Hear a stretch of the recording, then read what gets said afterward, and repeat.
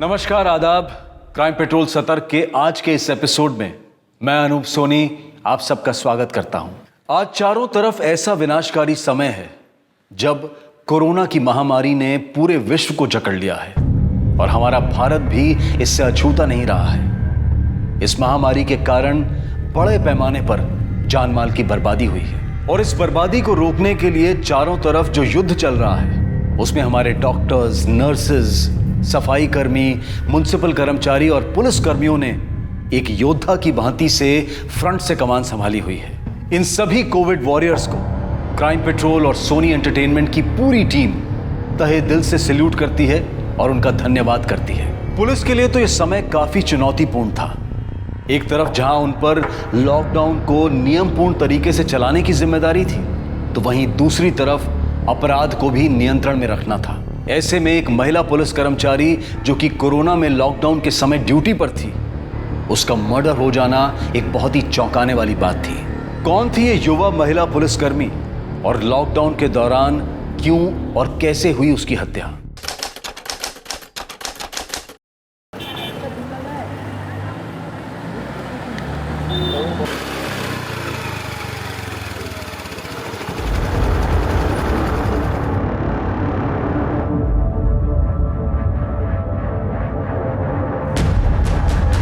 क्या हुआ साक्षी, तू गुस्से में क्यों है? छोड़ मुझे। वहां पर काम करने वाले सभी मर्दों की ना आज तो मैं बर्दाश्त की हद हो चुकी है। कंप्लेंट करके रहूंगी। पागल हो गई क्या? धीरे बोल। क्यों बोलूं धीरे? डरती हूं किसी से? तुम सब जितने भी सीनियर जूनियर यहाँ पर काम करते हैं ना, तुम सबको वार्न कर रही हूं मैं। अगर मेरे साथ किसी ने भी बदतमीजी करने की कोशिश की या इज्जत पर हाथ डालने की कोशिश की ना, तो कंप्लेंट करूंगी। और जब डिपार्टमेंटल इंक्वायरी होगी ना और नौकरी जाएगी, तब फैमिली पूछेगी क्या हुआ, तब समझ में आएगा कि साथ में काम करने वाली महिलाओं के साथ कैसे बर्ताव करना चाहिए।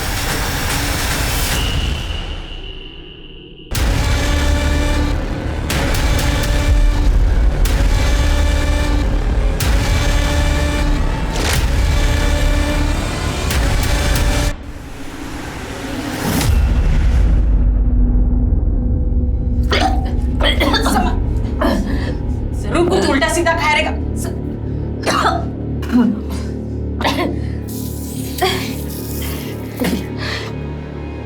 बाहर बैठ, संभल के। अच्छा, कितनी बार तुझे समझाया पुलिस की ड्यूटी में बाहर का मत खाया कर, लेकिन तू है कि सुनती ही नहीं है। बैठ यहाँ पे। ए सुनील देख, तेरे ताई को उल्टी हो रही है। जा जाकर मेडिकल से दवाई लिया, जा जल्दी। अरे बेटा क्या है, जाकर दवाई लिया।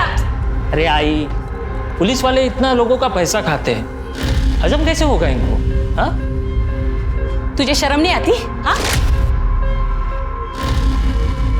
तेरी ताई की तबीयत खराब है और तू उसे ताने मार रहा है। जा जाकर दवाई लिया। आई रहने दे, मैं खुद ही ठीक हो जाएगी। तू बस इसको इतना बोल दे कि मेरे पे एक एहसान कर दे।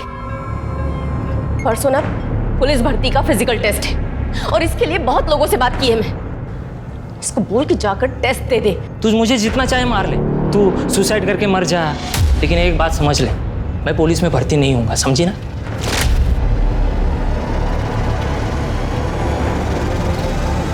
सुनील,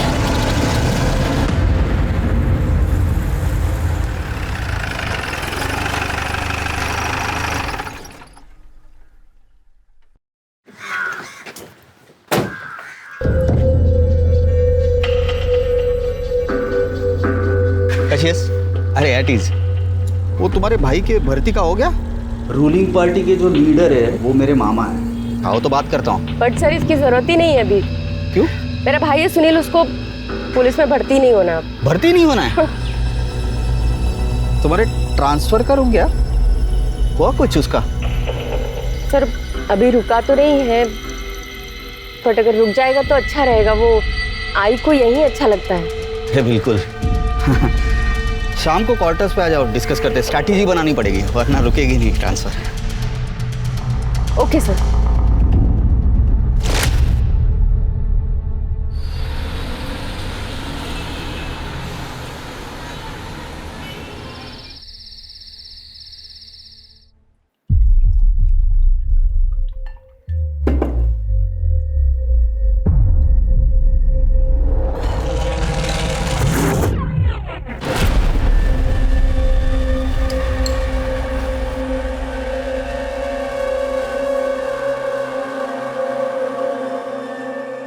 समीर सर, पहले ना मुझे अपने रिलेशनशिप का स्टेटस जानना है। क्या क्या स्टेटस साक्षी?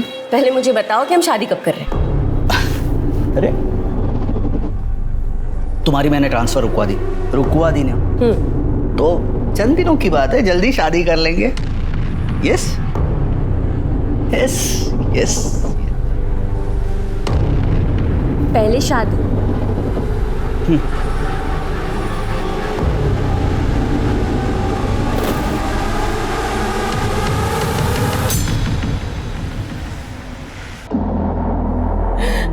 देवा, मेरे परिवार के बुरे दिन कब खत्म हो गए पता नहीं। और मत करो इसकी शादी। बाबा की तेरी सबकी लाडली है ना, कर दिया ना लाडली ने नाम रोशन। वो तो अच्छा हुआ मेरी नजर पड़ गई रिपोर्ट पर। तू शादी क्यों नहीं कर लेती उसके साथ? किसका बच्चा है ये? बोल ना, किसका बच्चा है? बता नहीं सकती मैं। और कौन होगा? वो विनोद, इसका पुराना आशिक, अभी जेल काट रहा है, वही है ना? सतीश, तुम इसे कुछ बोलते क्यों नहीं? दामाद हो, इस घर के बड़े हो। किसी को कुछ कहने की जरूरत नहीं है, मैं ये बच्चा गिरा दूंगी।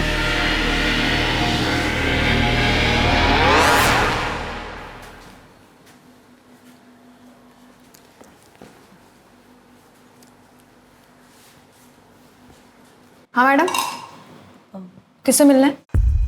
समीर कोटनीस। साक्षी, मैडम को समीर साहब से मिलना है। आइए मैडम। जी बोलिए ना मैम, कुछ प्रॉब्लम है? कुछ गलत हुआ आपके साथ? जी नहीं, मेरे साथ कुछ गलत नहीं हुआ। समीर फोन नहीं उठा रहे हैं। वो मेरे हस्बैंड है।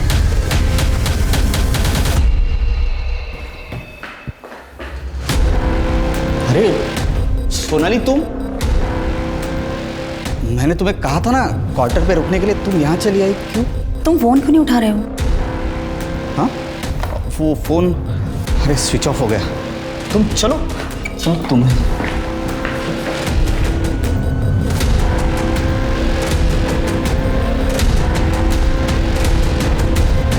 मैं तुम्हें बताने ही वाला था। क्या बताने वाले थे तुम मुझे? मेरी और सोनाली की बिल्कुल बनती नहीं है। आई बाबा के कहने पे जबरदस्ती शादी करनी पड़ी मुझे।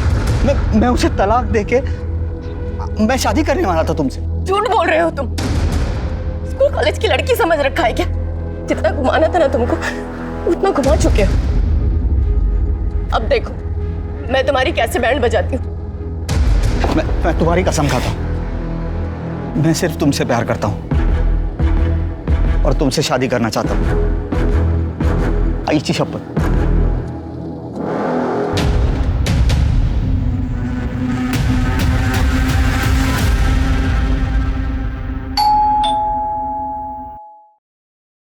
सुनील, देख कौन है दरवाजे पे। हाँ ठीक है।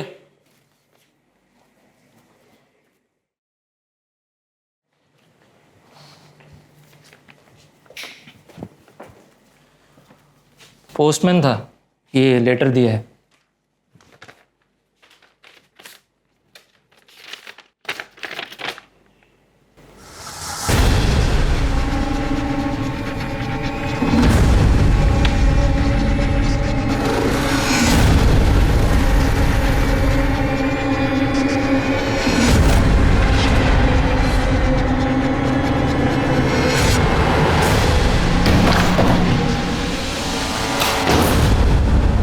चंद्रपुर नक्सलाइट एरिया, वहां मेरा ट्रांसफर हुआ है। तुम आवाज धीरे रखो और सीनियर से बात कर रही हो तुम। और वैसे भी तुम मुझसे में बहुत अच्छी दिखती। समझाता हूं ना तुम्हें सब कुछ। अब कार्रवाई होगी।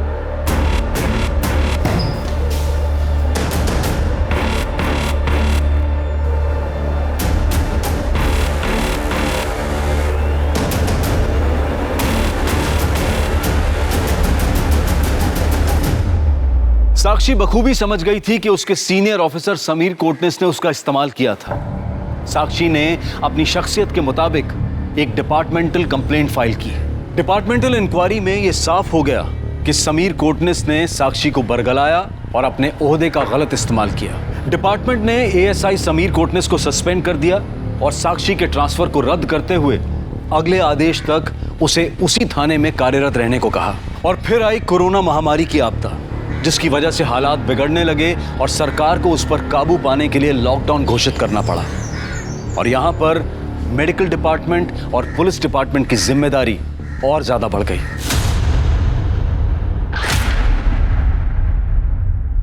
आई निकल रही हूं। तू नहीं सुनेगी ना मेरी बात? सारे पुलिस वाले क्या इंसान नहीं होते? अरे उनको भी तो कोरोना हो सकता है ना।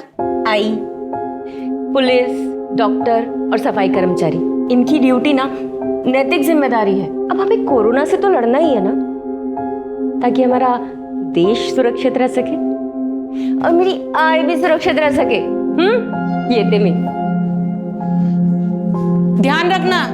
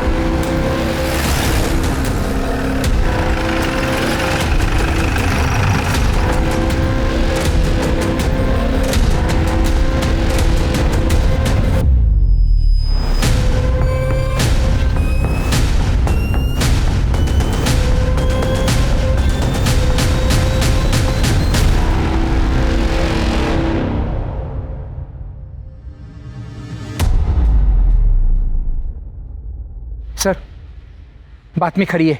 साक्षी सावंत को किसी ने गला घोटकर मार दिया है।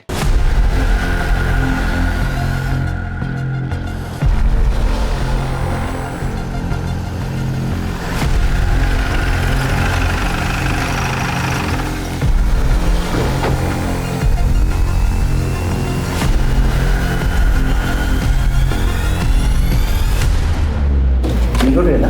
ओ सर, साक्षी सावंत के केस की फाइल। ये अभी नया शुरू हुआ, कोरोना। प्रताप, साक्षी का मर्डर सवेरे 8 से 10 के बीच में हुआ और उसकी माँ का कहना था कि वो 8:30 बजे ड्यूटी के लिए निकली और उसका मर्डर हो गया। सर, उसकी ड्यूटी वेस्ट में थी और बॉडी ईस्ट में मिली। मतलब वो ड्यूटी से पहले किसी को मिलने गई और शायद उसी ने उसे मारा। साक्षी 10 हफ्ते की प्रेग्नेंट थी। सर, फिर तो ये केस बहुत सिंपल है। साक्षी अनमैरिड थी और प्रेग्नेंट थी, तो जिसने उससे प्रेग्नेंट किया उसने इस राज को छिपाने के लिए उसे मार दिया होगा। सर, अगर ऐसा है तो हम फीटस का डीएनए टेस्ट करवा के मर्डर को पकड़ सकते हैं। डिपार्टमेंट में नए हो, डीएनए रिपोर्ट इतनी जल्दी आता है, तब तक क्या हम हाथ पे हाथ धरे बैठे? सर, फिर इन्वेस्टिगेशन को किस एंगल से शुरू करें? ये देखना पड़ेगा प्रताप कि इसके मर्डर के पीछे क्या इसका प्रेगनेंसी का मोटिव था। मतलब इसके होने वाले बच्चे के बाप ने इसको बुला के मार दिया या कोई दूसरा एंगल। तुम उसके प्रोफेशनल एंगल को चेक करो और तुम उसके पर्सनल एंगल को चेक करो। सर, और मर्डर स्पॉट पे कोई सीसीटीवी का वो भी देखो। जी सर। सर, केस फाइल में साक्षी के फ़ोन के बारे में कोई इन्फॉर्मेशन है? मर्डर स्पॉट पे कोई मोबाइल तो नहीं मिला है। तुम उसके फैमिली मेंबर या कलीग से उसका मोबाइल नंबर ले लो, उसको सर्विलेंस पे डाल दो। सर, और एक बात, 2 एंगल बहुत इंपॉर्टेंट है। नंबर 1, साक्षी पुलिस वाली थी और पुलिस वाली का मर्डर इतने आसानी से कोई नहीं कर सकता। और दूसरा एंगल, ये मर्डर लॉकडाउन में हुआ है, मतलब मर्डर करने वाला लॉकडाउन में बिंदास ढूंढता था बाहर और वो साक्षी तक बहुत आसानी से पहुंचता था। देवा,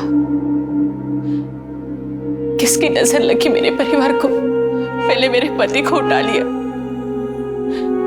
फिर मेरे बेटी को मुझसे छीन लिया। लाखों में एक थी मेरी बेटी, कितनी बड़ी बड़ी बातें करती थी। ये देख, मेरी पहली तनख्वाह, ले। इसे अपने पास ही रख, जब मुझे जरूरत पड़ेगी तब मांग लूंगी। आई, जब तक तू है ना, ये और मैं दोनों पर सिर्फ तेरा हक, समझी?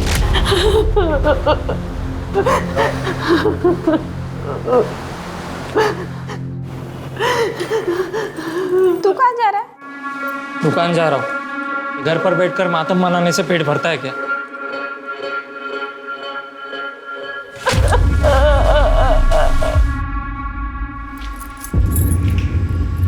तेरी किस्मत की चाबी है। तेरा सपना था ना तेरा खुद का धंधा हो। ये दुकान आज से तेरी। बिंदास धंधा कर और मास्क लगाए घर। मास्क नहीं लगाएगा ना पुलिस दुकान बंद कर देगी, समझे क्या?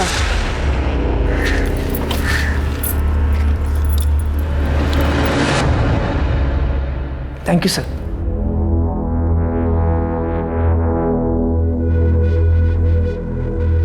सर, ये साक्षी सावंत और समीर साहब के बारे में सारे डिपार्टमेंट को पता है। समीर साहब की पहुंच बहुत ऊपर तक है। मुझे लगता है सर समीर साहब ने ही। मतलब तुम्हारा कहना है कि समीर कोटनीस ने साक्षी सावंत का मर्डर किया या करवाया होगा? नक्की नहीं सांगू शकत सर, पर ऐसा लगता है। मुझे नहीं लगता इसमें समीर साहब का कोई हाथ है। साक्षी को तो लगता था हमेशा सारे मर्द उसे ही देखते हैं।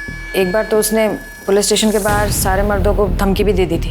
जितने भी यहाँ पर सीनियर जूनियर पुलिस वाले काम कर रहे हैं ना, तुम सबको वार्न कर रही हूँ मैं। अगर मेरे साथ किसी ने भी बदतमीजी करने की कोशिश की या इज्जत पर हाथ डालने की कोशिश की ना, तो कंप्लेंट करूंगी। तभी तो समीर साहब नवा आए थे। साक्षी तुम्हारी अच्छी दोस्त थी ना? किसने मर्डर किया होगा? सर, विनोद जोग। विनोद जोग। विनोद जोग? ये कौन है? सर, साक्षी का बॉयफ्रेंड। वो दोनों शादी करने वाले थे, पर चोरी के मामले में उन्हें जेल हो गई, तो वो अभी कोरोना की वजह से पैरोल में बाहर है। उसकी फाइल लाओ। हो साहब।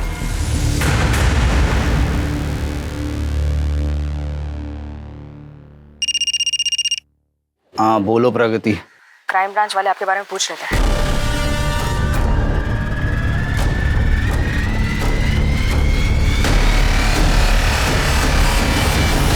हमसे तो उसने कहा था अबॉर्शन करवा लेगी, नहीं करवाया?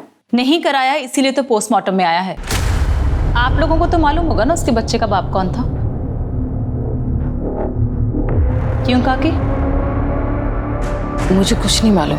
बच्चे का बाप है वो विनोद जोग। आप उसको पकड़ो। साक्षी पुलिस में होने के बावजूद भी उसे जेल जाने से नहीं बचा पाई। उसका बदला लेने के लिए उसने साक्षी का खून कर दिया, साथ साथ बच्चे को भी मार डाला। आपको भी ऐसा ही लगता है काकी? मुझे कुछ नहीं पता।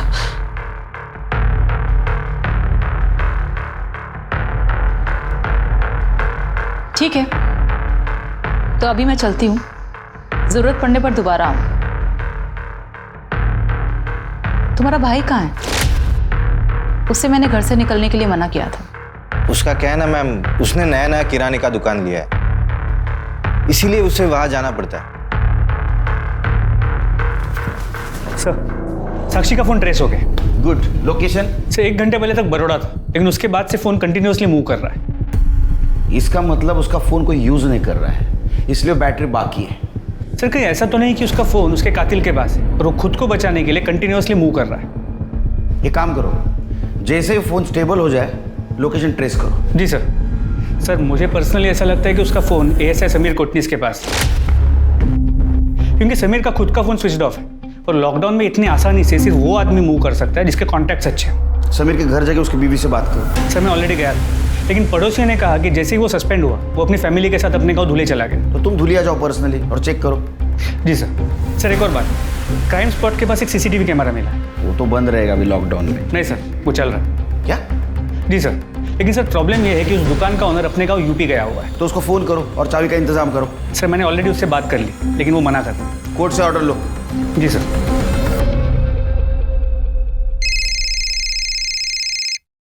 हेलो सर, 2 बातें सामने आई हैं।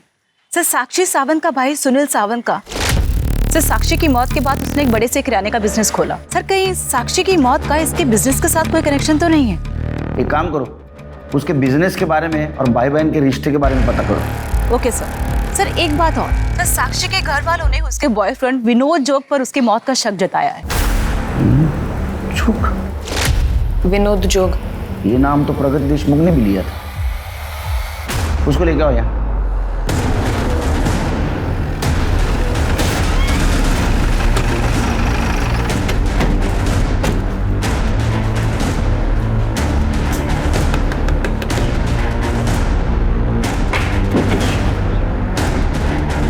जी विनोद जोग?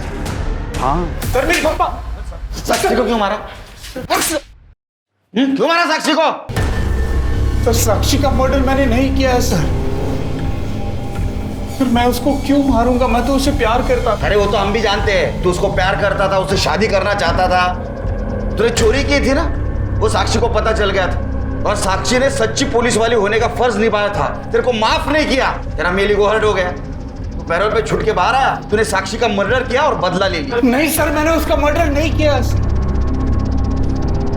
मैंने साक्षी को कसम दी थी कि ये बात मैं कभी किसी को नहीं बताऊंगा, लेकिन आज आपको मैं बताता हूँ कि मैंने चोरी क्यों की थी। क्यों की थी? सर मैंने उसके साथ शादी करने के लिए चोरी जैसा घिनौना पाप किया था उसके कहने पर। साक्षी, मुझे बहुत डर लग रहा है यार। क्यों? साक्षी, हमारी शादी को सिर्फ 15 दिन बचे हैं और शादी में तुम पर चढ़ाने के लिए गहनों का जुगाड़ नहीं कर पाया हूँ यार मैं। मेरी आई ने एक ही शर्त रखी है कि उनकी बेटी को शादी में 10 तोला सोना चढ़ा। अब अगर तूने फोन नहीं किया तो आई को कैसे भरोसा होगा कि तुम शादी के बाद मेरा ख्याल रख पाओगे?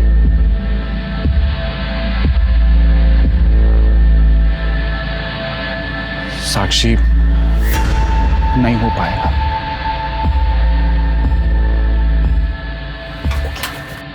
एक आइडिया है। क्या? तुम ना छोटी मोटी ज्वेलरी शॉप में चोरी कर लो। क्या पागल हो गई हो तुम? अरे कैसी? अरे किसी ने पकड़ लिया तो मैं पुलिस वाली किस काम की? मैं हूं ना। शर्म नहीं आती तेरे को? हाँ, मरे हुए इंसान के बारे में कहानी सुनाता है? नहीं सर। अब ये भी बोलेगा तू उसके पेट में जो बच्चा था वो तेरा नहीं था? अच्छा सर, वो मेरा बच्चा नहीं था सर, हमारे शारीरिक संबंध थे ही नहीं। वो तो डीएनए टेस्ट से पता चल जाएगा। क्या सच है क्या झूठ है, इसको डीएनए टेस्ट के लिए लेके सर मेरी बात सुनिए प्लीज। और साक्षी के फिटनेस से इसका डीएनए मैच करके देखो, सब पता चल जाएगा। सर मेरी बात सुनिए sir. Sir please sir sir sir Sakshi का मर्डर मैंने नहीं किया है, ना ही मैं उसके बच्चे का बाप हूँ सर। सर रिकॉर्ड्स के मुताबिक विनोद को जेल 20 दिसंबर को हुई थी और मौत के समय साक्षी 10 हफ्ते की प्रेग्नेंट थी सर। सर ऐसे में वो बच्चा विनोद का तो नहीं हो सकता। नहीं, वो कैलकुलेशन तो मैंने भी किया, लेकिन इसका मतलब ये नहीं कि विनोद कातिल नहीं है। ऐसा हो सकता है बच्चे का बाप कोई और हो और कातिल कोई और। Right sir. सर इसका मतलब साक्षी के मर्डर का मोटिव वो बच्चा नहीं कुछ और हो सकता है। जब विनोद के कॉल डिटेल्स का क्या हो? सर वो आने लगा। और साक्षी के कॉल डिटेल्स? सर वो भी।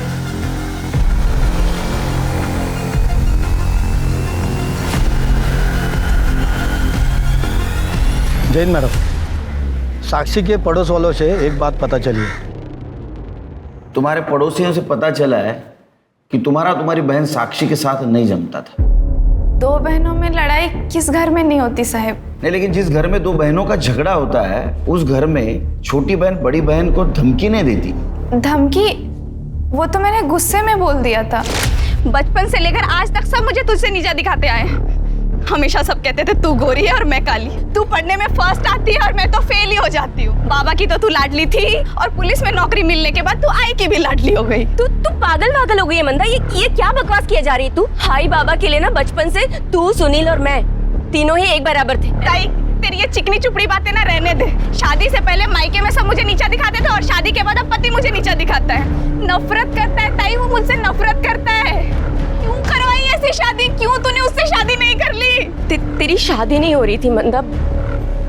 आई ने मजबूरी में मेरी फोटो भेजी और शादी तेरी करा दी। रोज वो मुझे नोचता है ताई और कहता है कि मुझे पत्नी नहीं मानता।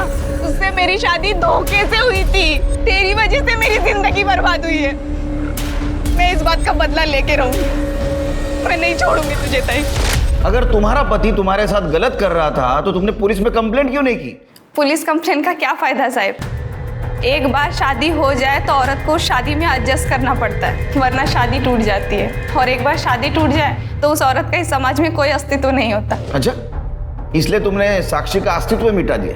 नहीं सर, हम दोनों के झगड़े होते थे। मैं लड़ सकती हूँ, मार सकती हूँ, लेकिन मार नहीं डालूंगी। ठीक है, जाओ तुम, जरूरत पड़ने पर बुलाएंगे।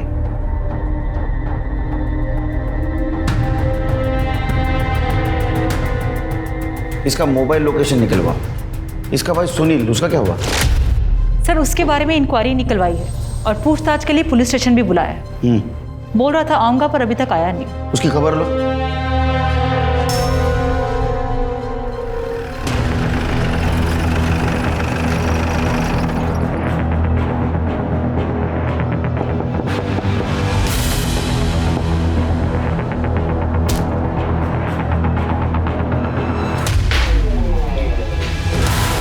समीर, समीर, समीर।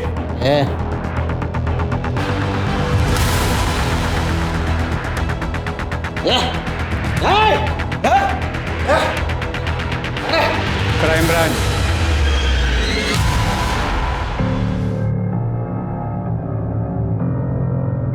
नशा उतर गया तो सवाल जवाब करे। क्या चाहिए आपको सर? हाँ, साक्षी को क्यों मारा? क्या? साक्षी साक्षी मर गई? तो मैंने उसे नहीं मारा है। तूने नहीं मारा होगा उसको, किसी के हाथ से मरवाया होगा। अरे नहीं सर, मैंने साक्षी को नहीं मरवाया, मारा भी नहीं है। चोर की तरह छुप के क्यों बैठा तू? और क्या करता सर? डिपार्टमेंट से निकाल दिया गया है। जहाँ जाता हूँ सब लोग थूकते हैं मुझे।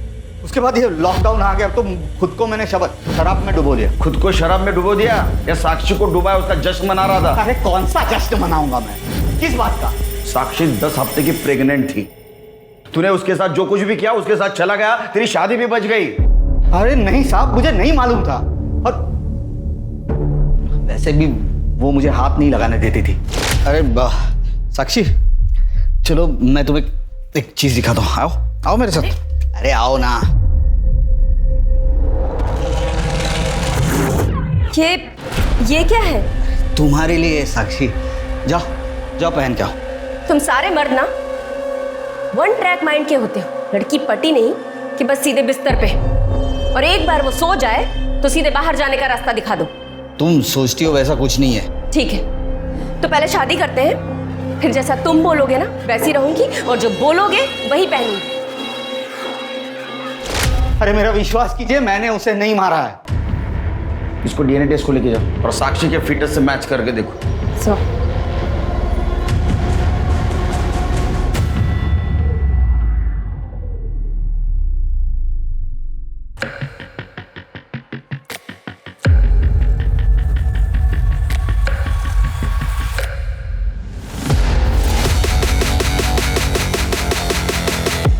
इसके मोबाइल लोकेशन और कॉल डिटेल्स निकलवाओ। जी सर। साक्षी का मोबाइल इसके पास नहीं मिला, उसका लोकेशन ट्रेस किया? सर साक्षी का फोन वापस से पुणे की तरफ मूव हुआ था। हमने घोड़बंदर पे एक टीम को ट्रेस करने के लिए लगाया था, लेकिन इतनी गाड़ियाँ, ट्रक्स और कार्स थे कि वो लोग ट्रेस नहीं कर पाए। अभी का लोकेशन क्या है? सर फिलहाल उसका फोन पुणे से मुंबई की तरफ ट्रैवल हो रहा है। एक टीम को भेजा है उसे ट्रेस करने के लिए। कितना टाइम प्रताप? वो मोबाइल भी चार्ज नहीं हो रहा है, अभी तक वो डिस्चार्ज हो जाएगा, हमारे हाथ से क्लू निकल जाएगा। आई नो सर, हम पूरी कोशिश कर रहे हैं।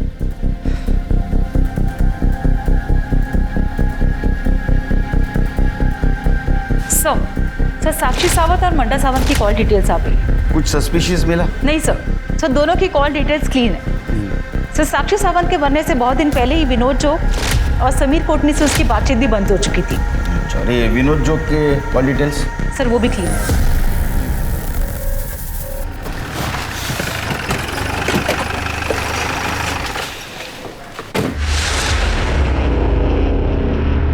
तुझसे मिलने की बहुत कोशिश की, पर तू तो क्राइम ब्रांच वालों से मिलना ही नहीं चाहता। वैसे भी मुझे तुम पुलिस वालों से ना बहुत नफरत है।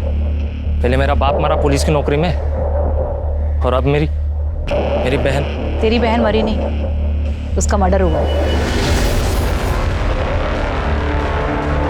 मुझे कुछ नहीं पता इस बारे में।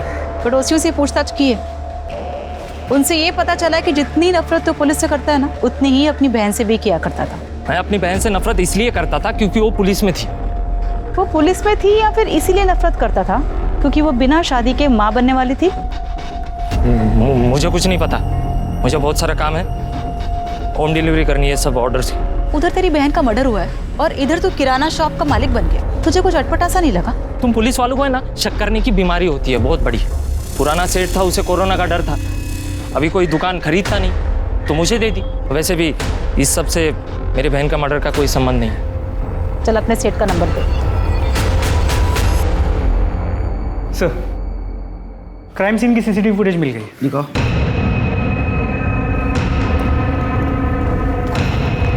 सही देखिए। क्या ये ट्रक है?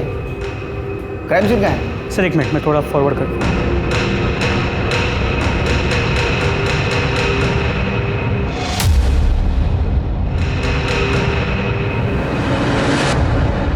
आज अगर ये ट्रक नहीं होता ना तो क्राइम और क्रिमिनल दोनों को कैप्चर कर पाते हम लोग। जी सर। सर इस ट्रक के बारे में पता करने की कोशिश की। ये ट्रक यहाँ गुजरात से डिलीवरी के लिए आया था, लेकिन सर इसके रजिस्ट्रेशन नंबर का पता नहीं चल पाया, इसलिए ओनर से बात नहीं हुई है। मोबाइल का लोकेशन भी गुजरात से ट्रैवल कर रहा था ना? जी सर। प्रताप, कहीं ऐसा तो नहीं साक्षी ने मरने से पहले मोबाइल ट्रक में फेंक दिया? या ऐसा भी हो सकता है कि ट्रक वाले ने साक्षी का मर्डर किया और वो मोबाइल साथ लेके गया। अभी मोबाइल का लोकेशन क्या है? सर हम ट्रेस कर पाते उसके पहले फोन स्विच ऑफ हो।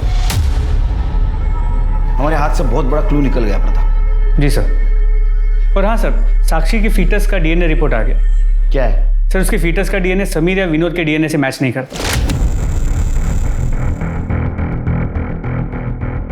प्रताप तुम्हें याद है कांस्टेबल प्रगति ने क्या कहा था? साक्षी ने पुलिस स्टेशन के सारे मर्दों को धमकाया था। अगर मेरे साथ किसी ने भी बदतमीजी करने की कोशिश की या इज्जत पर हाथ डालने की कोशिश की ना तो कंप्लेंट करूंगी। क्या ऐसा तो नहीं? जी सर। एक काम करो, इस पुलिस स्टेशन के सारे मर्दों का डीएनए टेस्ट करा और वो साक्षी के फिटनेस से मैच करके देखो।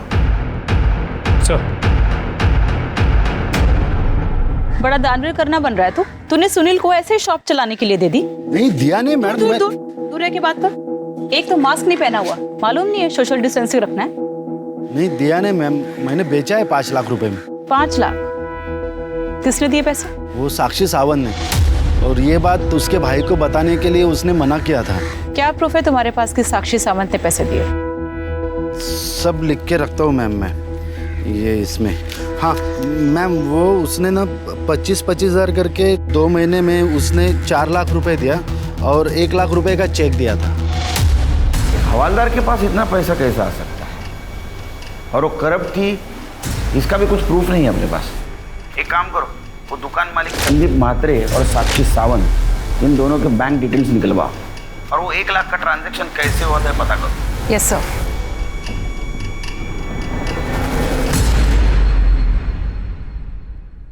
सर संदीप म्हात्रे को 1 लाख रुपए किसी जगदीश पुरोहित के अकाउंट से ट्रांसफर हुए और सर मैंने जब उससे बात की तो उसने डर के फोन कट कर दिया और अभी फोन स्विच ऑफ है। पता करो ये जगदीश पुरोहित का साक्षी के साथ क्या कनेक्शन था और इसका मोबाइल डिटेल भी निकलवाओ। और सर एक और बात, सर मुझे ऐसा लग रहा है कि साक्षी का भाई और उसकी माँ सर कुछ ना कुछ तो छिपा रहे। पुलिस द्वारा कराए गए सभी डीएनए टेस्ट के रिजल्ट एक एक करके सामने आ रहे थे। पुलिस स्टेशन में मौजूद किसी भी पुलिसकर्मी का डीएनए साक्षी सावंत के फीटस के डीएनए से मैच नहीं कर रहा था। फिर पुलिस ने साक्षी सावंत से संबंधित हर पुरुष का डीएनए टेस्ट करवाया और आखिरकार ये बात खुलकर सामने आ गई कि साक्षी किससे प्रेग्नेंट थी। साहब मैं सच बात बताऊं साहब, बहुत होशियारी से छुप के बैठा था ना। अब सच सच बता, साक्षी को तूने उसके होने वाले बच्चे के कारण मारा ना? कसम से साहब, मैंने नहीं मारा साक्षी को। हाँ पर क्या? हाँ पर मैंने धोखे से उसके साथ संबंध बना लिए थे। संबंध क्यों बनाए थे? क्या है ना साहब, मैं हमेशा एक इंटेलिजेंट लड़की के साथ शादी करना चाहता था, जो पढ़ी लिखी हो, काम धंधा करने वाली हो। लेकिन सब मुझे ये लोगों ने साक्षी का फोटो दिखाकर मंदा के साथ शादी करवाई मेरी साहब। और मेरे को बहुत गुस्सा आया था उस बारे में। उसका बदला लेने के लिए मैंने साक्षी के साथ संबंध बनाया साहब।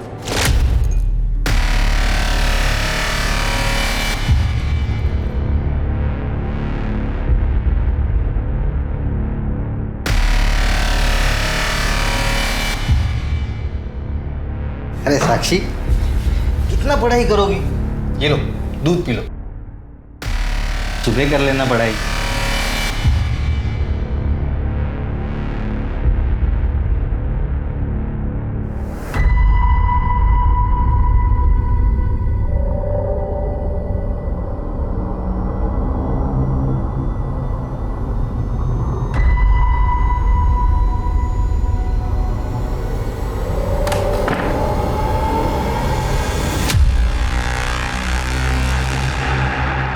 क्या किया तुमने कल रात को मेरे साथ? वही जो एक पति अपने पत्नी के साथ करता है। अरे मैंने तो तुम्हारी फोटो देख के शादी के लिए हाँ कह दी थी। मैं तो अब भी तुम्हें ही अपनी पत्नी मानता हूँ। रेप केस में ना 8 साल के लिए अंदर जाओगी। डाल दो अंदर, लेकिन सोच लेना तुम्हारी बहन का क्या होगा। अरे वैसे भी वो तुमसे नफरत करती है, और इसके बाद तुम्हारा चेहरा भी देखिए क्या हो। मैं भी उसके बाद उसको छोड़ दूंगा। कौन करेगा दूसरी शादी तेरे बहन के साथ? चलो दोनों नीचे, नाश्ता लग गया है। मारना मत ना साहब। वो बच्चे की माँ बनने वाली थी, ये राज वो सबको बताने वाली थी, इसलिए तूने उसको मारा। साहब जितना पीटना है उतना पीट लो साहब, लेकिन सच बात बता रहा हूँ साहब, मैंने नहीं मारा साक्षी को साहब। सर एक मिनट। जब तक सच नहीं बोलता तब तक पीटते रहो। साहब मैं सच बात बता रहा हूँ साहब। बोलो। साक्षी का फोन ट्रेस हो गया। गुड, कहाँ मिला? एक सेकेंड हैंड फोन डीलर के पास। सर उस फोन में कुछ मिला है।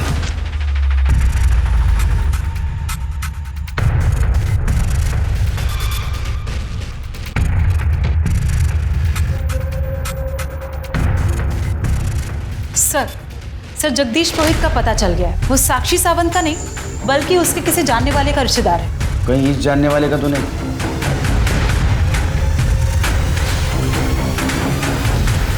Yes sir.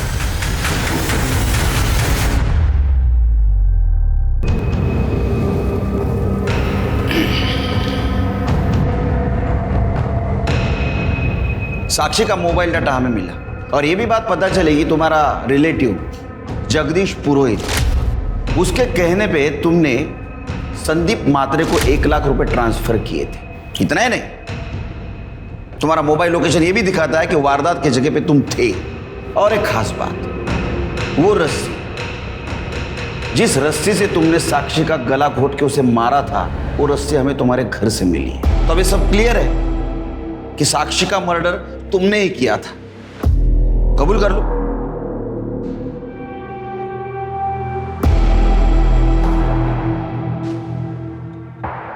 हाँ सर, साक्षी सावंत को मैंने ही मारा। क्या पिंगले साहब, सुबह सुबह बारिश में, अरे ऐसी क्या घाई थी? शाम को पैसे दे देते। मैंने सोचा ड्यूटी पर जाने से पहले काम पूरा कर दूं। सही सोचा, लाओ दो। इधर कोई देखेगा? इधर एक काम करते हैं, उस तरफ चलते हैं।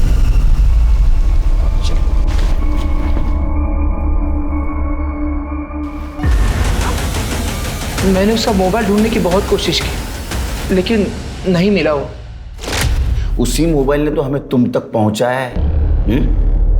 अब बताओ, साक्षी को क्यों मारा? ब्लैकमेल करती थी वो मुझे। ब्लैकमेल कर करके मेरी सारी जमा पूंजी चूस ली थी उसने। तुमको ब्लैकमेल करती थी? हाँ? अरे उसके कनेक्शन में तो तुमसे ज्यादा इज्जतदार अमीर लोग थे, फिर तुमको क्यों ब्लैकमेल कर रही थी? क्योंकि मैं उससे प्यार करता था।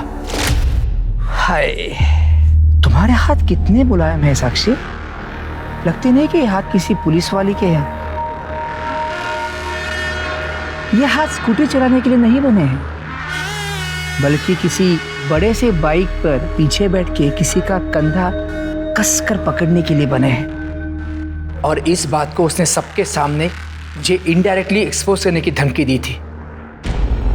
तुम सब जितने भी सीनियर जूनियर यहाँ पर काम करते हैं ना, तुम सबको वार्न कर रही हूँ मैं। अगर मेरे साथ किसी ने भी बदतमीजी करने की कोशिश की या इज्जत पर हाथ डालने की कोशिश की ना, तो कंप्लेंट करूंगी। मुझे टेंशन आ गई थी सर, कई बात और ना बढ़ जाए, इसीलिए मैं उसे सिर्फ समझाना चाहता था। तेरे को पुलिस की ड्यूटी ज्वाइन करके ना सिर्फ 1 साल हुआ है। अगर आगे बढ़ना है ना तो सीनियर्स को खुश करना पड़ेगा, और तू कंप्लेंट करेगी क्या करेगी कंप्लेन करके? चल अब गुस्सा थूक दे और बता रात को आएगी क्या मेरे कमरे में? तेरी तो कंप्लेंट भी नहीं करूंगी, तुझे तो मैं यूं ही निपट लूंगी, समझा बुड्ढे? पहली बार किसी ने थप्पड़ मारा था मुझे और ना बोला था, और जब कोई औरत ना बोलती है ना तो उसे पाने की तलब और भी बढ़ जाती है। कोरोना में हम सबकी ड्यूटी कंटेनमेंट जोन के बाहर लगी थी। लेडी कांस्टेबल्स पास वाली सरकारी ऑफिस का वॉशरूम इस्तेमाल करती थी।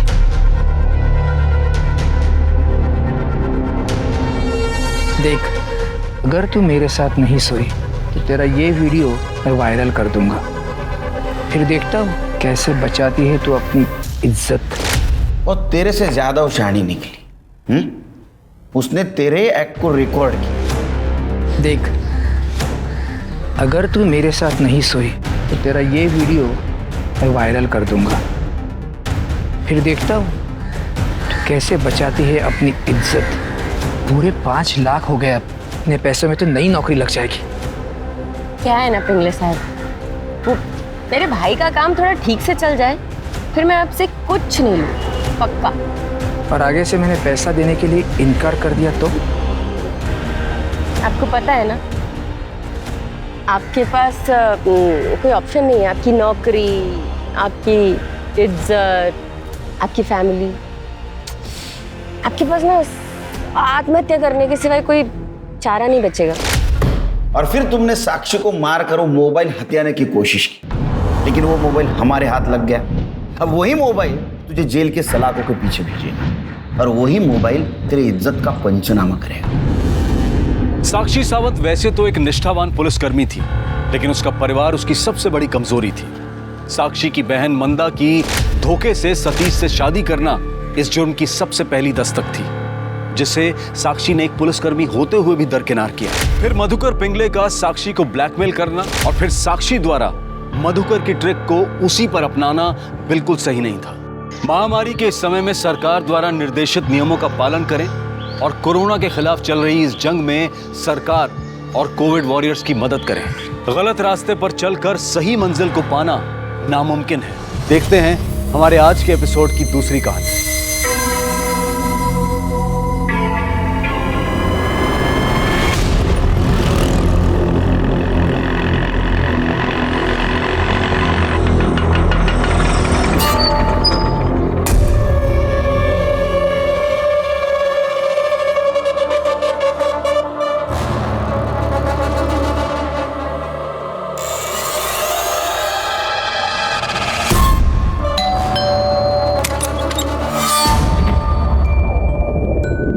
कैसी हो संयुक्ता? भाभी? अरे सुनो भाभी। आले बच्चा, आई मम्मा, भूख लगी है, ये दूध पियो। अरे निक्कू, बिल्कुल मुझ पे गया है, डिट्टो मेरी कॉपी है ना? हाथ हटाओ, दूर रहो मेरे बेटे से। तुम्हारे बेटे से? हम दोनों का खून घुला है इसमें, जैसे हम दोनों। मत गुलो, अपनी हाथ पार मत करना। रोशन, तू यहाँ क्या कर रहा है? देखिए ना वसंत जी, ये फिर से हमारी जिंदगी में जहर घोलने के लिए आ गया। बोल रहे कि बाप हूं मैं निक्कू का, जानते हैं ये। इनमें कहाँ दम है जो तुम्हें माँ बना दे। क्या बकवास कर रहा है?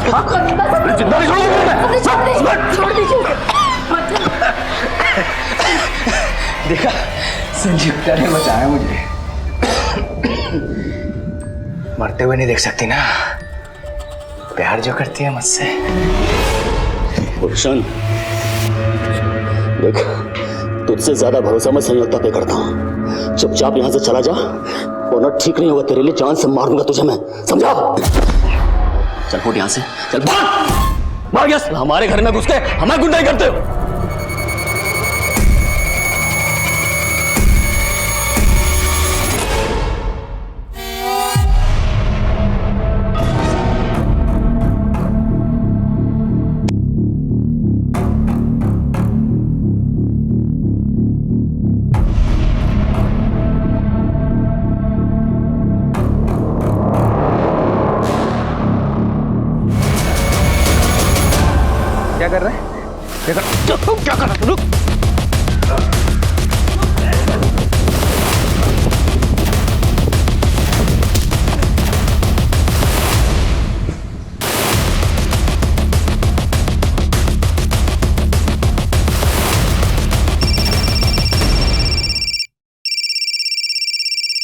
संयुक्ता डार्लिंग, अबे नंबर तो ऐसे सेव किया जैसे संयुक्ता सच में तेरी डार्लिंग हो गई है। मेरी थी वो। ए साला फोन लेके चले गए हमारा तुम। गुलशन, हम करें हमारा फोन वापस कर दो, ठीक नहीं होगा। तेरा फोन बेच के ना घर का किराया भरूंगा मैं। तेरी वजह से किराए के घर में रहना पड़ रहा है मुझे। गुलशन,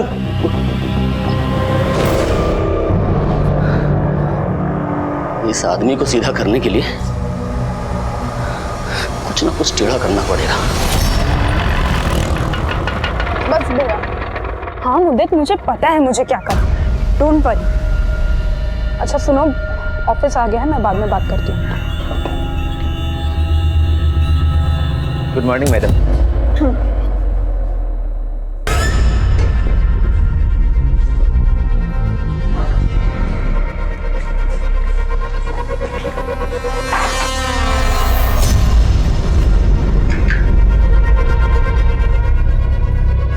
पावनी मैडम, पानी।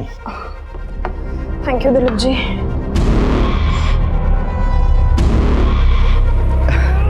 आगे से नहीं आएगा स्मेल आपको। ये 270 रुपए का परफ्यूम खरीद लिए हम। अच्छा दिलीप जी, मेरी ना डेस्क ढंग से साफ किया कीजिए प्लीज। हाँ देखिए स्टेन्स हैं वहाँ। अभी कर देते मैडम, उसमें क्या।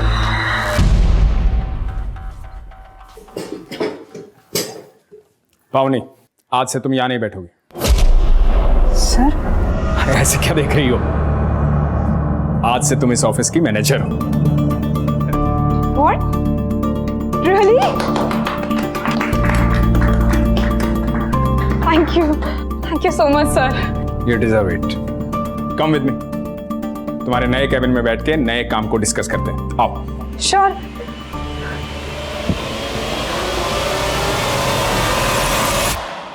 यार फोन तो बहुत अच्छा है, लेकिन मैं अपनी दुकान पे चोरी का माल नहीं रखता। और वैसे भी अगर तेरे भाई ने पुलिस कंप्लेंट कर दी तो मैं तो फंस ही जाऊंगा ना। अरे हाफिज मेरे यार, मेरा भाई है ना, खुद मेरा मर्डर करके जेल जा सकता है, पर पुलिस कंप्लेंट नहीं करेगा।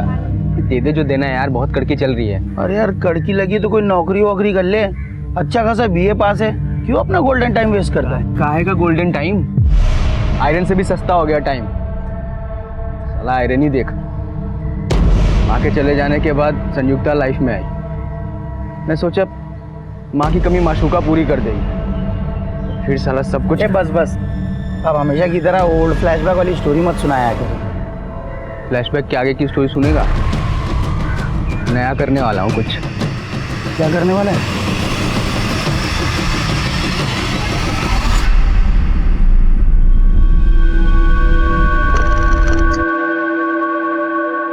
आई होप तुम्हें लाइफ में वो सब कुछ मिल गया है जो तुम्हें चाहिए था, इंक्लूडिंग मी। तुम्हें पता है हमारे ऑफिस का जो प्यून है ना, उसकी भी परफ्यूम की सेम स्मेल जैसे हमारे परफ्यूम से आ रही है। तुम मुझे अपने ऑफिस के पियोन से कंपेयर कर रही हो? हाँ बोल रहे हो तुम ये। मैंने सोचा आज तुम्हारे साथ सेलिब्रेट नहीं करोगी तुम मेरे साथ सिर्फ टाइम पास करोगी, और जब मेरे से मन भर जाएगा तो किसी और के पास चली जाओगी। एक मिनट सोहेल, मैंने ना इतना कुछ कहा नहीं है, ओके? ना ओवर रिएक्ट करने की जरूरत। एक काम करो, तुम ना उतर जाओ। क्या? उतर जाओ गाड़ी से। I can't handle this right now. अरे पर मैं यहाँ कहाँ मुझे नहीं पता, प्लीज गाड़ी से।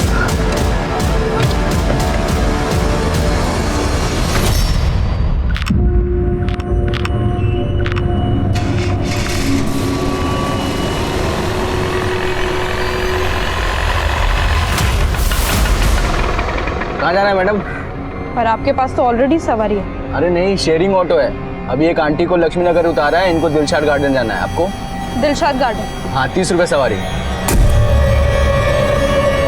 थोड़ा साइड में।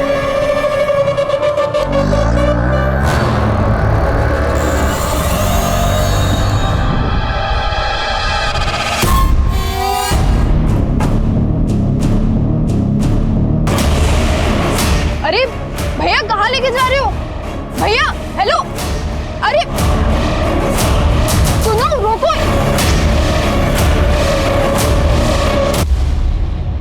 हाँ पावनी। हाँ पापा, पापा। हेलो पावनी, क्या हुआ? चंदन नगर क्रॉसिंग पर एक ऑटो वाला। पापा पापा। पावनी हेलो हेलो। क्या हुआ? पावनी का फोन था? क्या बोल रही थी? अरे बताइए ना। अरे पता नहीं, इतना ही बोल पाई कि वो संत नगर क्रॉसिंग के पास है।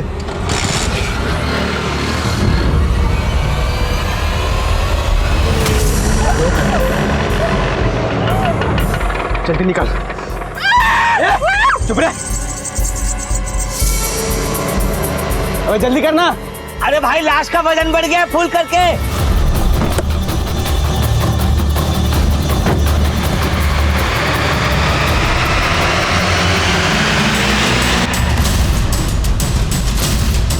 इसे देखा कि यहीं पे थी वो।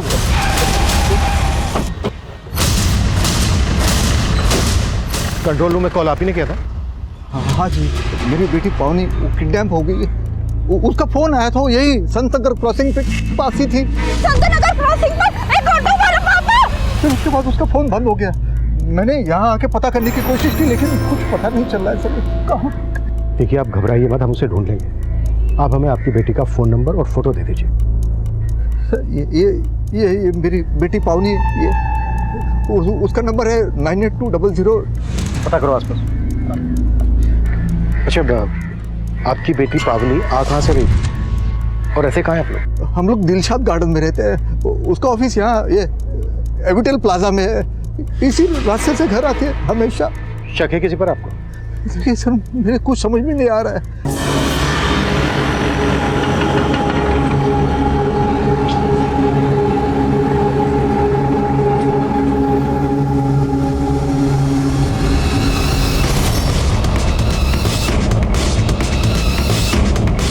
किडनैपिंग के महज 1 घंटे के अंदर ही पुलिस पूरी मुस्तैदी से पावनी की तलाश में जुट गई और पुलिस के लिए इस किडनैपिंग का मकसद समझना बेहद जरूरी था। नवीन जी, हम आपकी बेटी पावनी को सही सलामत ढूंढ लेंगे, लेकिन पहले हमें किडनैपिंग के मकसद को जानना होगा। अब जरा अच्छे से याद कीजिए, आपकी बेटी पावनी की ना सही, क्या आपकी किसी से ऐसी कोई दुश्मनी है जो आपकी बेटी के जरिए आपको नुकसान पहुंचाना चाहता हो? मेरी तो कुछ समझ में नहीं आ रहा। नवीन जी, शायद आपको रैंसम के लिए कॉल आया। अगर ऐसा होता है तो तुरंत हमें आप इन्फॉर्म करना।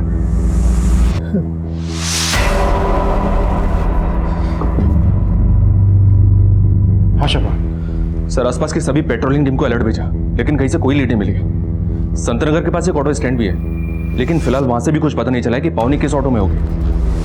पावनी ने अपने फादर को फोन किया था 4 बजे। 1.5 घंटा हो चुका है। तो किडनैपर्स पावनी को लेकर बहुत दूर तक निकल चुके होंगे।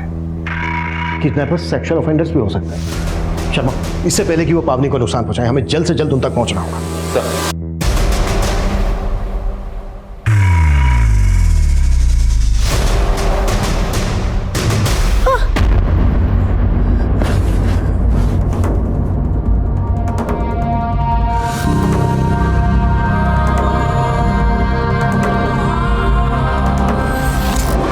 बेटे से हम दोनों का खून गुला है इसमें।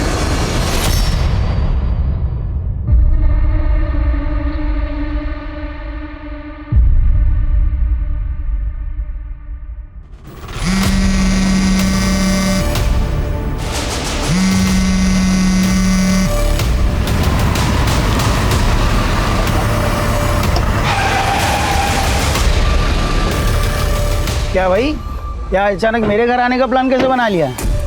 और ये गाड़ी किसकी मार रहा है गुल्लू? अबे गाड़ी का छोड़, तुझे दिखाता हूँ गाड़ी के अंदर क्या है। क्या लाया भाई, तू तो बहुत बड़ा जुगाड़ू आदमी है। मजा आ जाएगा, देख यार। छोरी ना देखी कभी? घर में ताला लगा रखा है, चाबी निकाल। चाबी निकाल। अरे यार, हमारी कजिन किडनैप हो गई है। तुम तो बड़े बड़े नेताओं को जानते हो। अरे जरा जैक लगाओ, जैक लगेगा तो पुलिस भी अच्छे से काम करेगी। अरे जल्दी बताओ हमको यार। हाँ, अरे मौसी जी, आप काहे टेसुए बहा रही हैं? आप चिंता मत कीजिए, हमने चारों तरफ फोन घुमा दिया है। अरे कुछ नहीं होने देंगे हम पावनी को। वो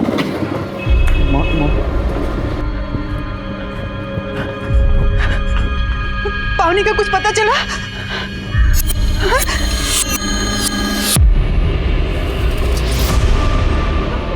मौसा जी, आप भी कमाल करते हैं। मौसी ने हमको बताया, आप फोन करके नहीं बोल सकते थे क्या हमको? हाँ, अच्छा एक फोन तो कर दियो तो हम थाने दौड़ के आ जाते हैं। अच्छा ठीक है, एफआईआर का कॉपी दीजिए हमको, हम देखते कुछ जुगाड़ लगाते हैं।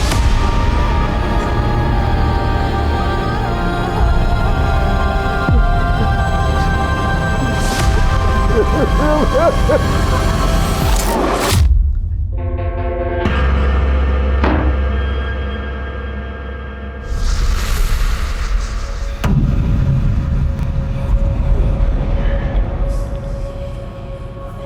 like चोर जबरदस्ती वेरी मच।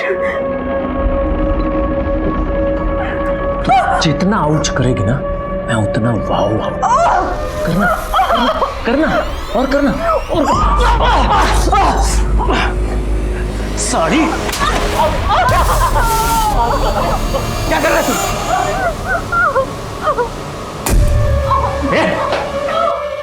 क्या कर रहा है? हाँ, तुम्हें पता ना इसके साथ पहला नंबर मारा है। अबे तो चेहरा क्यों बिगाड़ रहा है इसका?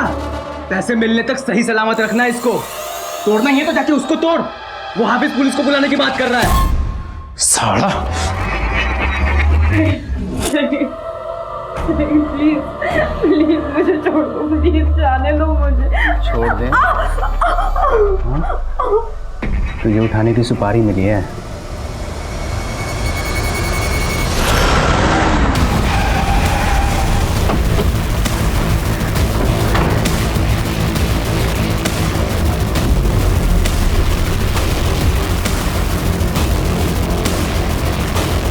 पावनी तो कल ऑफिस से जल्दी चली गई थी।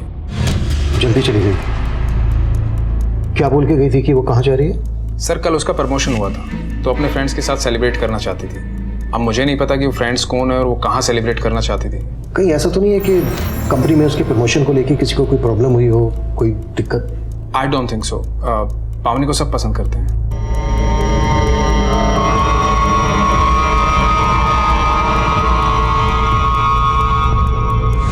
इस सीसीटीवी की फुटेज चेक करो, शायद ऑटो रिक्शा वाला इसमें कैप्चर हुआ। Right sir. और अपनी टीम आसपास के सभी ऑटो स्टैंड पर भी पहुंच चुकी है। गुड। जैसे कुछ मिलता है इमीडिएटली मुझे अपडेट करो। सर।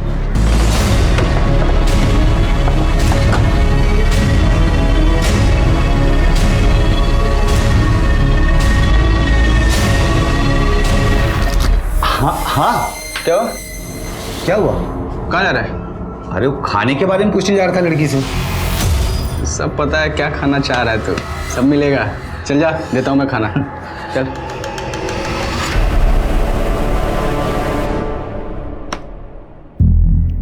पावनी तो इस गाड़ी से जा रही है। उसने तो अपने फादर को फोन करके बोला था कि कोई ऑटो रिक्शा वाला उसको किडनैप कर रहा है। तो फिर पावनी की किडनैपिंग में इस गाड़ी का क्या रोल है? चलो पता करो गाड़ी किसकी है।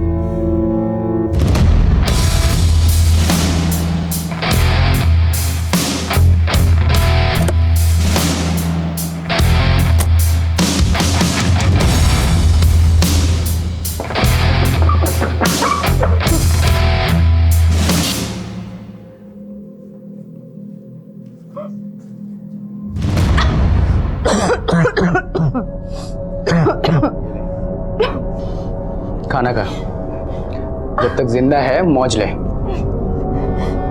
गंदे कमरे में बदबूदार लोगों के बीच में ये गंदा खाना खाऊंगी?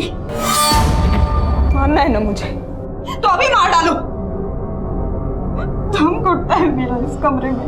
अभी और घुटेगा जब बदबूदार भूखे भेड़िए तुझे नोचेंगे, चीखेगी चिल्लाएगी, पर तुझे हर वो सजा मिलेगी जो पार्टी की मांग है। चल खा। नहीं खाना मुझे।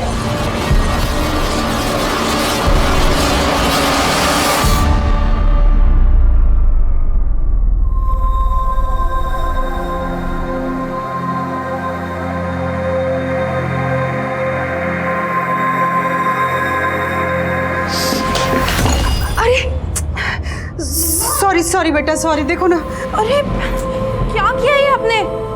आपको पता है ना मुझे मेरे कमरे में दाग धब्बे बिल्कुल पसंद नहीं आते। घिन आती है मुझे गंदगी से। गंदगी में ना सांस भी नहीं ले पाती मैं।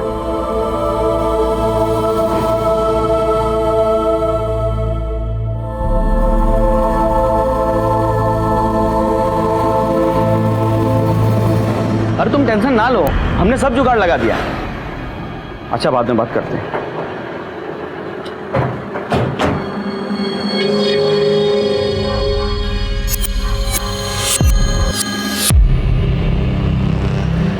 अच्छा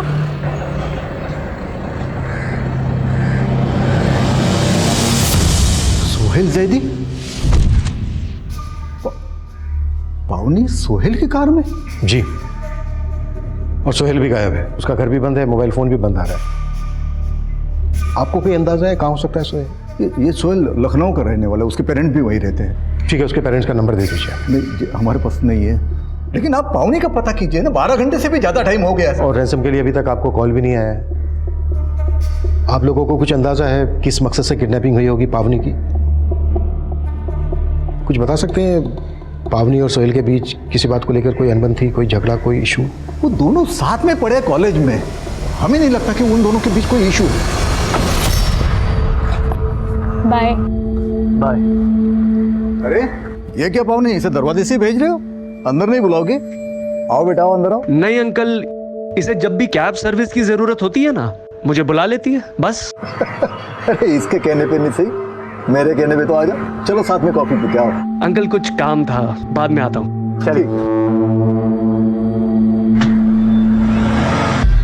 बड़ा अच्छा लड़का है, मुझे तो बहुत पसंद है।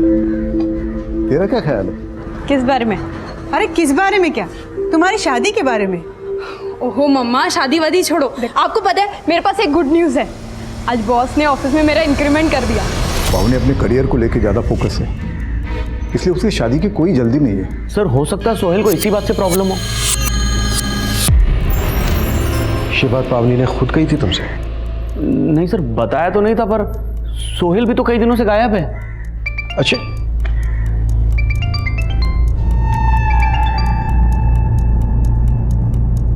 हाँ शर्मा,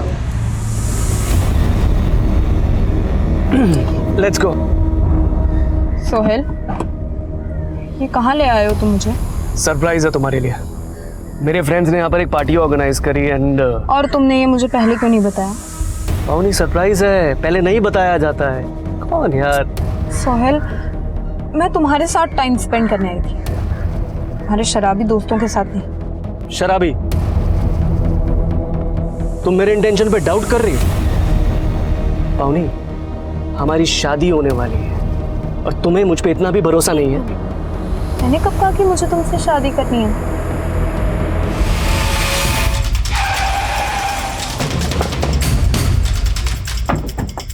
आइए सर, हमारी पेट्रोलिंग टीम को ये ऑटो यहाँ खड़ा मिला था, तो यहाँ पास में एक आदमी की लाश भी पड़ी है। इस ऑटो का नंबर फेक है सर। इस बात के पूरे चांसेस है कि पावनी की किडनैपिंग इसी ऑटो से की गई होगी। मतलब किडनैपर्स ने इस ऑटो को जानबूझकर यहाँ पर छोड़ा होगा और पावनी को किसी दूसरे व्हीकल से लेकर चले गए।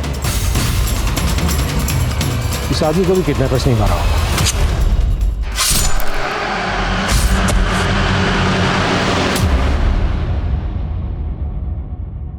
ये किडनैपर्स बहुत खतरनाक लगते हैं सर, और पावनी पिछले तकरीबन 20 घंटे से उनके कब्जे में है। मैं इस रास्ते पर आने वाले सभी सीसीटीवी चेक करवा रहा हूँ सर, शायद किडनैपर्स की कोई लीड मिल जाए। किडनैपर्स सोहेल से भी कनेक्टेड हो सकते हैं। सोहेल की बैकग्राउंड अच्छे से खंगालो। ये किडनैपिंग बहुत ही प्लानिंग के साथ की गई लगती है। पावनी पिछले 2 दिन से किन किन से मिल रही थी, कहाँ कहाँ जा रही थी, सब कुछ पता करो। इस आदमी की आइडेंटिटी पता करो और ऑटो के चेजेस नंबर से ऑटो के ऑनर का पता करो। Sir,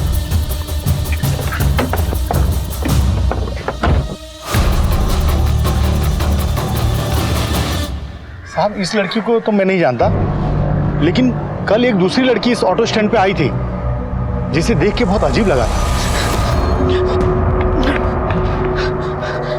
auto, auto Dilshad garden. अरे मैडम ये क्या हुआ? कुछ नहीं, आप दिलशद गार्डन चलिए। साहब फिर मैंने उनको दिलशद गार्डन छोड़ दिया।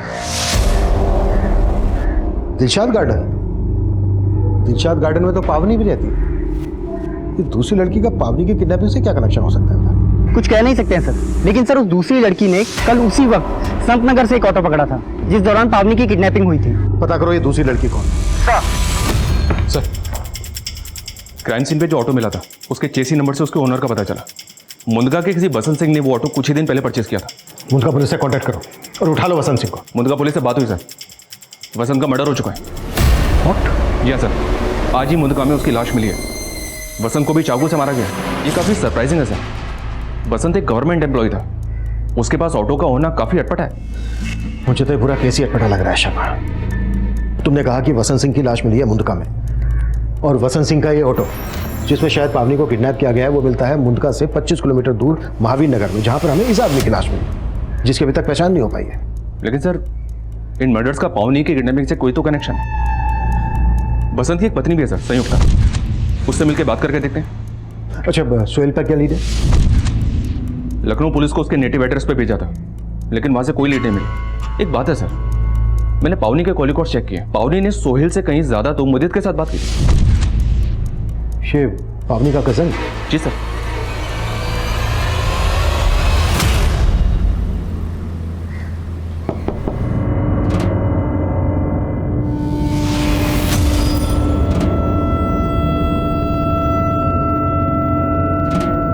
आजा गाड़िया। ये अरे अलमारी खुली, तो एक काम कर, अलमारी बंद कर और बाहर जाके गाड़ी। आपका चेहरा बता रहा है कि आप पावनी को जानती हैं। मुझे तो पता भी नहीं था कि इसका नाम पावनी है, लेकिन उस दिन ये लड़की मेरे साथ शेयरिंग ऑटो में थी। अरे भैया कहाँ लेके जा रहे हो? भैया हेलो हेलो, हाँ पापा, पापा चंदन नगर क्रॉसिंग पर एक ऑटो वाला पापा। अंदर बिठा इसको, खोल लो, मार टैक्टर लोड को खत्म कर। मुझे मत मारो, मैं किसी को कुछ नहीं बताऊंगी, प्लीज प्लीज। इसको मारा ना तो पुलिस को पता लग जाएगा किडनैपिंग यहीं से हुई है। काम करते हैं, आईडी निकाल, चल आईडी निकाल। अभी तेरा एड्रेस है हमारे पास, अगर किसी को कुछ बताया ना तो जान से मार देना। चल निकल। इसलिए मैंने आप सबको इन्फॉर्म नहीं किया। कहीं आप उन किडनैपर्स को बचाने के लिए कोई कहानी तो नहीं बना रही हैं? नहीं सर, मैं सच सच बोल रही हूँ। मैं वो तीनों आदमी कौन थे? शक्ल, हुलिया, कुछ तो याद होगा आपको? सब कुछ इतनी जल्दी में हो गया, मुझे कुछ समझ में नहीं आया।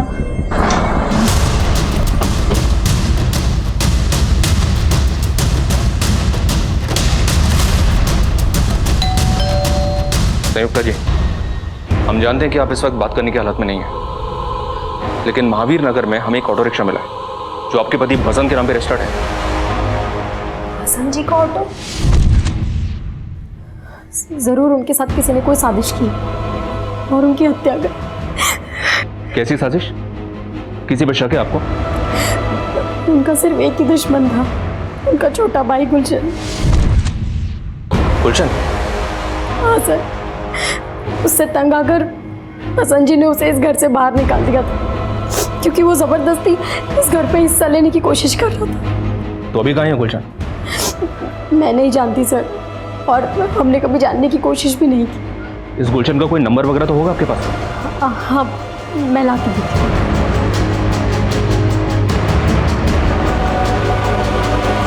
अरे कल से तो पुलिस ही आ जा रही है ऑफिस में, इसलिए पैसे नहीं डलवा पाया। मेरी जुबान झूठी नहीं होती, डलवा दूंगा, डोंट वरी, समझा करो मेरी बात को। इसका नाम गुलशन है, इसी ने आपकी बेटी पावनी को किडनैप किया है। आपकी बेटी के साथ जो ऑटो रिक्शा में दूसरी लड़की थी उसने इसको आइडेंटिफाई किया है। आप जानते हैं इसे? इसको आपने कभी सोहेल या पावनी के साथ देखा है? नहीं, हम नहीं जानते इसे, लेकिन आपके पास ये फोटो है ना, तो आप जाइए ना, ढूंढिए ना इसे। देखिए 36 घंटे से भी ज़्यादा टाइम हो गया पावनी को किडनैप हुए, पता नहीं हमारी बच्ची किस हालत में होगी। देखिए, हम अपनी पूरी कोशिश कर रहे हैं। नवीन जी, हमें आपसे कुछ मुदित के बारे में भी जानना है। सर पावनी मेरी कजिन है, इसीलिए मुझसे फोन किया करता था। आप तो इसका उल्टा ही मतलब निकाल रहे हैं। और वो सोहेल को ढूंढिए ना सर, गायब तो वो है। सोहेल का छोड़, तू ये बता गुलशन को कब से जानता है? मैं नहीं जानता सर इस गुलशन को, मैं तो पहली बार देख रहा हूँ इसे। सर गुलशन का मोबाइल तो काफ़ी दिनों से बंद आ रहा है, लेकिन सर एक हाफिज नाम के लड़के का पता चला है जिससे गुलशन की अच्छी दोस्ती थी। सर इस हाफिज की एक मोबाइल रिपेयरिंग की शॉप है जो पावनी की किडनैपिंग के अगले दिन से ही बंद है। सर ये वो लड़का हाफिज। तो ये हाफिज बाकी के 2 किडनैपर्स में से एक हो सकता है? नहीं सर, उस दिन पावनी के साथ ऑटो में जो लड़की थी उसने इसे आइडेंटिफाई नहीं किया है, लेकिन सर इसके एक घर का पता चला है, शायद वहाँ से कुछ मिल जाए।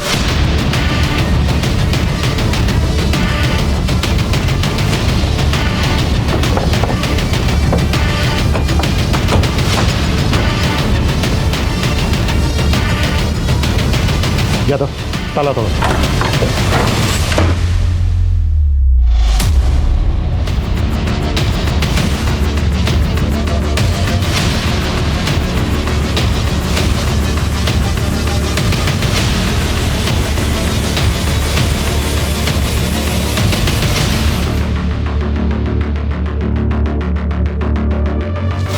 इस जगह को देखने के बाद तो ऐसा लग रहा है कि किडनैपिंग के बाद पावनी को यहीं रखा गया होगा।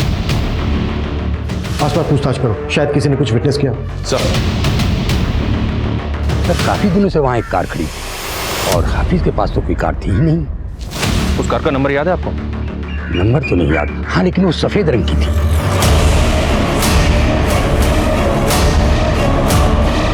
कैसे भी करके उस सफेद रंग की गाड़ी का पता लगा, वही एक जरिया है हमारे पास किडनैपर्स तक पहुंचने के लिए।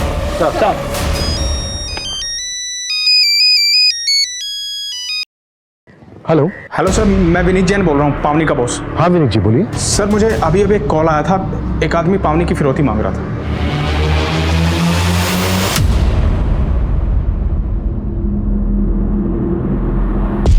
अरे फोन उठा ले। फिसड्डी पार्टी साली, पता नहीं कहां भाग गया पुलिस के डरते। अब अगर इस लड़की का पैसा नहीं मिला तो क्या करेंगे इस लड़की का, बता। एक बात मेरी समझ में नहीं आ रही है, किडनैपर्स ने आपसे फिरौती क्यों मांगी?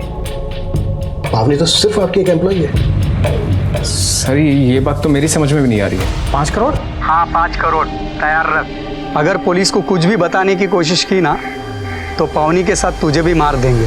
विनीत जी, अगर किडनैपर्स का दोबारा से फोन आए ना तो उनसे कहिएगा कि आप 5 करोड़ रुपए उन्हें देने के लिए तैयार हैं। ये आप क्या कह रहे हैं सर? पैसे नहीं दिए तो वो लोग मेरी जान ले सकते हैं, बहुत खतरनाक लोग हैं सर वो। कौन लोग हैं वो? I mean, आपको कोई अंदाजा है वो लोग कौन है? शायद आपका या पावनी का कंपनी के किसी क्लाइंट या वेंडर्स के साथ कोई इशू हो, शायद इसी वजह से उसने आपसे फिरौती मांगी हो। नहीं सर, मुझे ऐसा नहीं लगता।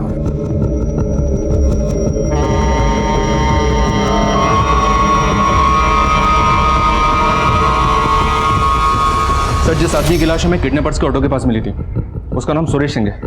सुरेश सिंह कंजावला का रहने वाला है। कंजावला पुलिस स्टेशन में इसकी मिसिंग रिपोर्ट भी दर्ज हुई थी और सर इसके पास बिल्कुल वैसी ही सफ़ेद कार है जैसी हाफिज की नंबर ने हमें बताई थी। और एक बात सर, इसकी वो कार आज ही एसटी रोड के सीसीटीवी में कैप्चर हुई है। ये रही उसकी फुटेज।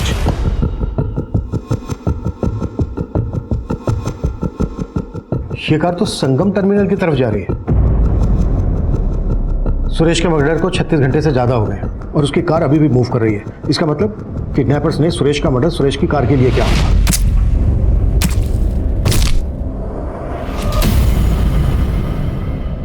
ये किडनैपर्स खतरनाक ही नहीं, बहुत शातिर भी है।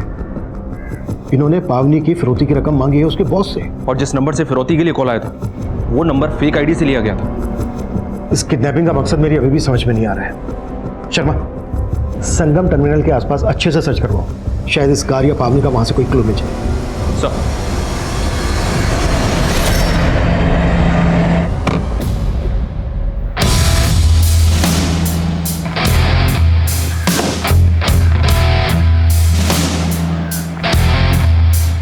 सर मैं डर के गायब हुआ था, भागा नहीं था। वो तो आप लोग मेरी फैमिली को परेशान कर रहे थे इसलिए मुझे आना पड़ा। किडनैपिंग से पहले पावनी तेरी गाड़ी में थी, कैसे भरोसा कर ले हम तेरी बात पर? क्योंकि संत नगर में मेरी गाड़ी से उतर गई थी। उतर गई थी या तूने उतार दिया था? ऐसे वो बीच रास्ते में क्यों उतरेगी? झगड़ा हो गया था हमारा। किस बात पे झगड़ा हुआ था? इंसल्ट करी थी उसने मेरी, मुझे अपने ऑफिस के पियोन के साथ कंपेयर कर रही थी। लेकिन सर उसका इस बात से कोई लेने देना नहीं है। तो फिर किसका लेना देना है? सर मुझे लगता है पावनी का अपने बॉस के साथ में कुछ चल रहा है। मतलब? दोनों का अफेयर है सर। सोचिए ना, 1 साल के अंदर उसे इंटर्न से मैनेजर बना दिया है उसने। अफेयर तो हो गई ना। इस सोहेल पे भी भरोसा नहीं किया जा सकता। और मुझे ये भी खटक रहा है कि पावनी की फिरौती की रकम उसके बॉस से मांगी गई। आखिर कौन है इस सबके पीछे?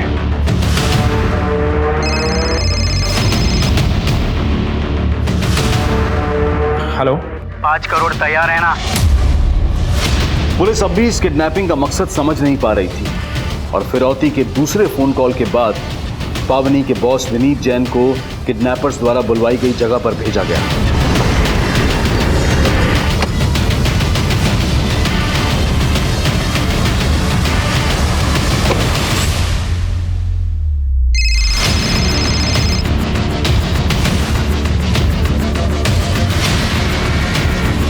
हेलो, गाड़ी के सामने लेफ्ट साइड में पेड़ है ना, उसके पीछे बैग रख दे।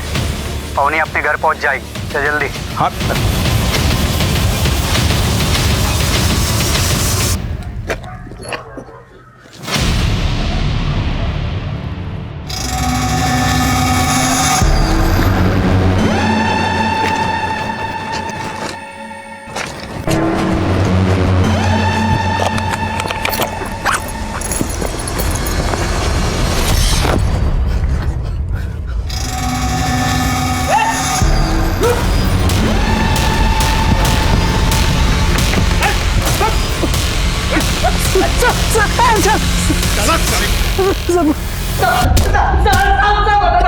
साहब माना कि मैंने फिरौती मांगी साहब, लेकिन किडनैपिंग नहीं किया साहब। अबे किडनैपिंग नहीं की तो फिरौती क्यों मांगी? साहब उस्ताद भाई के कहने से। कौन उस्ताद भाई? गुलशन? नहीं साहब, गुलशन तो उस्ताद भाई का दुश्मन था साहब। साहब गुलशन उस्ताद भाई से जुए में 5 लाख रुपए हार गया था, वो दे नहीं पा रहा था साहब, इसलिए उस्ताद भाई ने गुलशन के ऊपर बिल्डिंग करने के लिए कहा था मुझे। घुमा रहा है हम लोगों को, घुमा रहा है ना अपने उस्ताद भाई का। सर्वेश भाई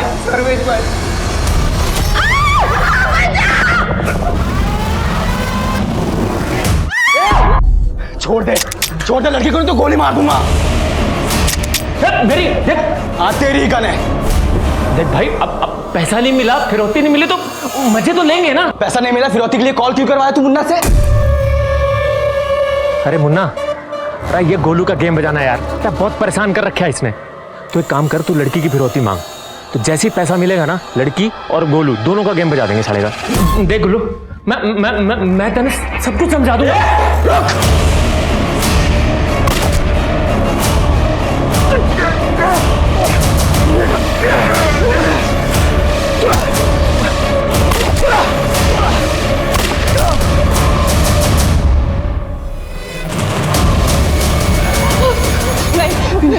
प्लीज मुझे मत मारो। नहीं मैं तुम्हें नहीं मारूंगा।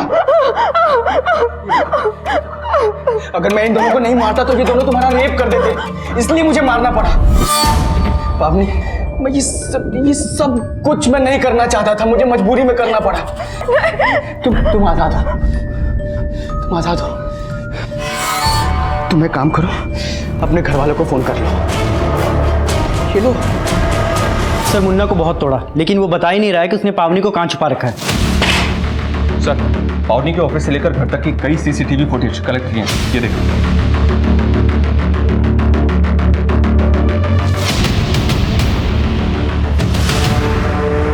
इसमें तो गुलशन पावनी को फॉलो कर रहा है।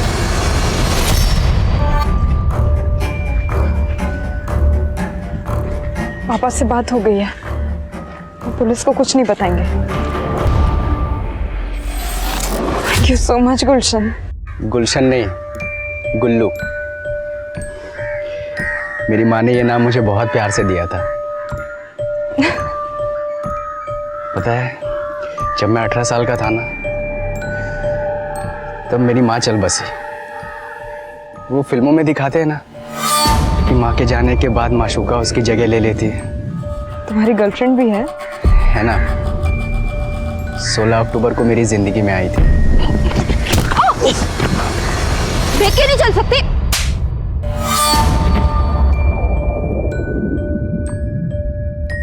तभी तुमसे प्यार हो गया था, पर इजहार आई लव यू पावनी। मैं तुम्हारे फीलिंग्स की कदर करती हूँ गुलशन, लेकिन मैं प्यार का इजहार करते ही गुल्लू से गुलशन। देखो, मेरी बात समझने की कोशिश करो गुलशन। गुल्लू, संयुक्ता भी यही कहती रही मुझे, समझने की कोशिश करो, मैं तुम्हारी नहीं तुम्हारे भाई की हूं। मेरा बच्चा मेरा नहीं, मेरे भाई का है। फिर पता है मैंने अपने भाई के साथ क्या किया? फिर तेरे लिए मैंने उस गाड़ी वाले को मार दिया, तेरी लाज बचाने के लिए मैंने इन 2 हफ्सियों को भी मार दिया, और तू कह रही है तुम मुझसे प्यार नहीं करती? गुलशन नहीं, गुल्लू। बोल तुम मुझसे प्यार करती है? पावनी! पापा! पावनी रुक!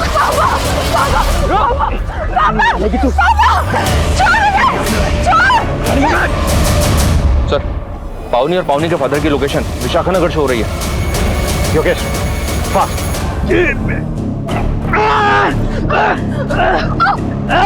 पावनी, अगर संयुक्ता को उसकी वफाई की सजा नहीं मिली तो तुझे जरूर मिलेगी।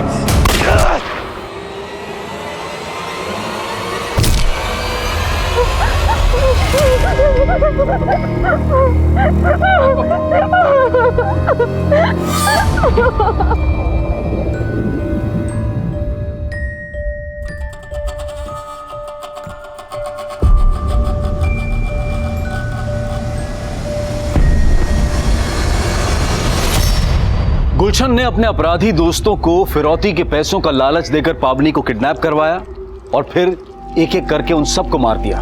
और ये सब करके वो पावनी को ये जताना चाहता था कि वो उसका सेवियर है। उसे लगा था कि वो एक फिल्मी हीरो की तरह पावनी के दिल में अपने लिए प्यार पैदा कर लेगा।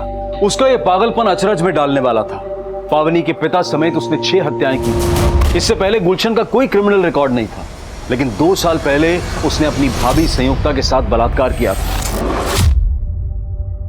लेकिन संयुक्ता ने यह सच अपने पति बसंत से छिपाया।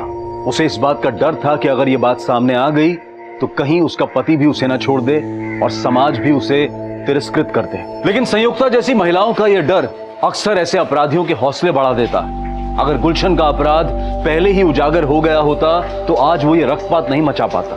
और पावनी को भी हमेशा ये पछतावा रहेगा कि गुलशन जैसा अपराधी जो उसे लगातार स्टॉक कर रहा था, अगर वो पहले से ही सतर्क हो जाती तो अंजाम इतना घातक नहीं होता। अब मैं अनूप सोनी आपसे विदा लेता हूं। फिर मुलाकात होगी क्राइम पेट्रोल सतर्क में एक और नए केस के साथ। तब तक अपना और अपने परिवार का ख्याल रखें, सतर्क रहें, सुरक्षित रहें और देखते रहें क्राइम पेट्रोल सतर्क। जय हिंद। क्राइम पेट्रोल के और भी दिलचस्प कहानी देखने के लिए हमारे चैनल को सब्सक्राइब करें और बेल आइकॉन दबाना न भूलें।